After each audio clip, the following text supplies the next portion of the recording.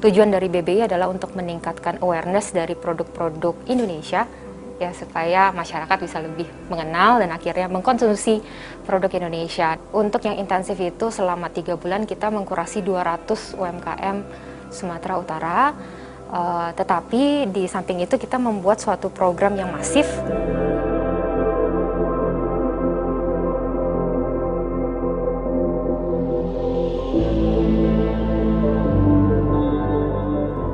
Ya, pemirsa, dunia pariwisata kini secara bertahap mulai pulih kembali setelah sempat tenggelam selama masa pandemi COVID-19.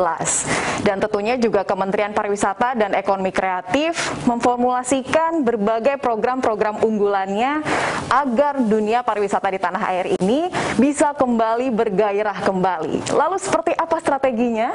Nah, kebetulan saat ini saya sudah bersama dengan Mbak Women Angela Tanusudibyo yang sudah berkunjung ke kantor Berita Indonesia Antara.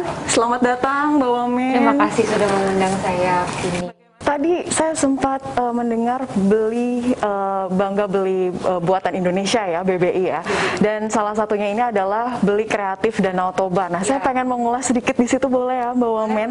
Jadi kalau untuk di beli kreatif Danau Toba ini apa saja sih? Kemarin kan sempat Pak Sandi juga ke sana, kemudian Pak Luhut juga ke sana, Mbak Womennya juga. Nah, ini apa yang bisa di-highlight? Oke.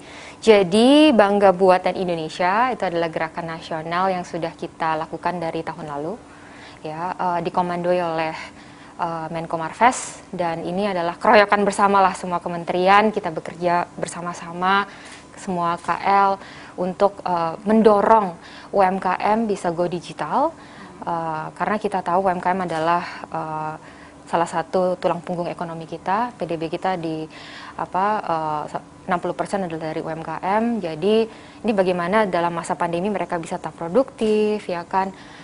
Dan kita doronglah ke digital, kita beri pendampingan, kita beri mentoring supaya mereka tidak hanya produktif tapi bisa bahkan omsetnya naik lah di masa pandemi. Selain itu BBI juga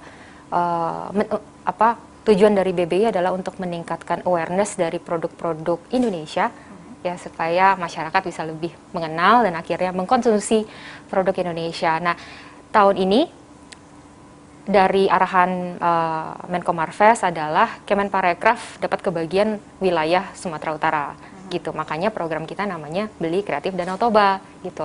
Dan kalau kita bicara Beli Kreatif Danau Toba, kita mulai memang dari Februari, tapi ini terus programnya akan berjalan sampai akhir tahun. Nah, di Februari itu kita melakukan rangkaian program showcasing, di mana kita menunjukkanlah produk-produk Sumatera Utara, ya, di bandara-bandara, di mall, dan di beberapa titik lainnya. Lalu kita juga melakukan grand launching supaya masyarakat aware gitu loh.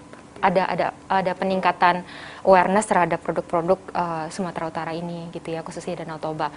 Nah, luar biasa sekali sebenarnya animonya kemarin, karena kita menggandeng seluruh marketplace, kita menggandeng media juga, ya kan, dan juga banyak pihak yang terlibat. Tadi sudah disebutkan Pak Luhut juga ikut berpartisipasi, Bu Menkyu ada, Pak Teten juga ada, Pak Peri dari Bank Indonesia, Pak Kominfo juga ada. Jadi semua sangat mendukung dan kita sangat senang sekali dengan hasilnya, responnya cukup baik dan kerja kerasnya tapi sekarang nih kerja kerasnya sekarang karena pendampingannya sedang dilakukan hari-hari ini selama 3 bulan intensif dan nanti sampai ada program yang panjang sampai akhir tahun.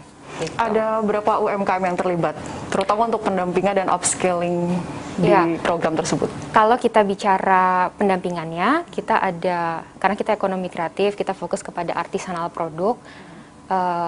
Untuk yang intensif itu selama 3 bulan kita mengkurasi 200 UMKM Sumatera Utara, tetapi di samping itu kita membuat suatu program yang masif, ya, yang terbuka untuk siapa saja untuk bisa masuk, untuk kita beri pendampingan onboarding itu sendiri sampai akhir tahun, dan ini kita targetkan lebih dari 5.000 bisa join program ini. Untuk pendampingan hingga ke onboarding marketplace itu mungkin boleh disebutkan gambarannya seperti apa?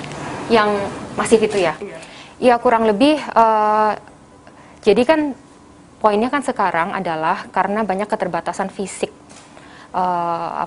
jadi jual membeli ini mungkin banyak keterbatasan yang ada gitu ya. Jadi kita bekerja sama dengan IDEA, kita bekerja sama dengan marketplace, kita membuat modul-modul yang memang langsung bisa diaplikasikan kepada mereka, dan UMKM dengan mudahnya mereka bisa belajar bagaimana sih caranya untuk masuk ke marketplace dan mempromosikan produk mereka dengan mudah gitu. Itu kita berikan pelatihan yang terbuka untuk umum sebetulnya, siapa saja bisa join.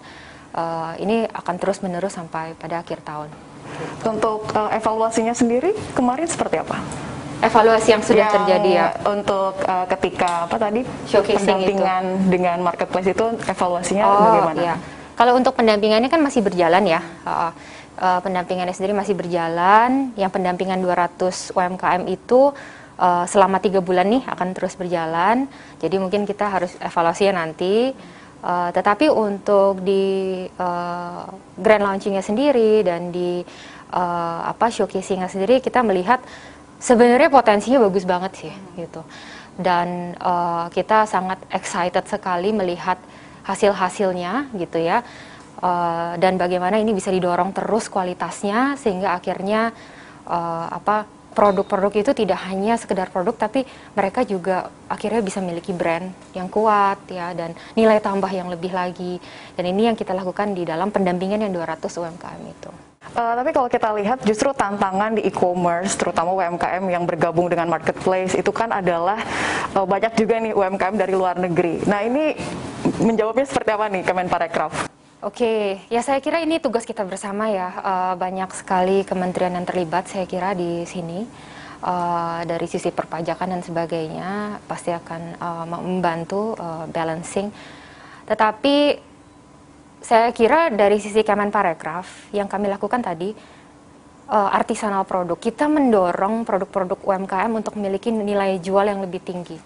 Bagaimana tidak hanya sebagai mungkin kita tingkatkan dengan branding, kita tingkatkan lagi dengan storytelling, kita kemas yang baik gitu, packaging dengan lebih baik, sehingga ada keunikan tersendiri ya.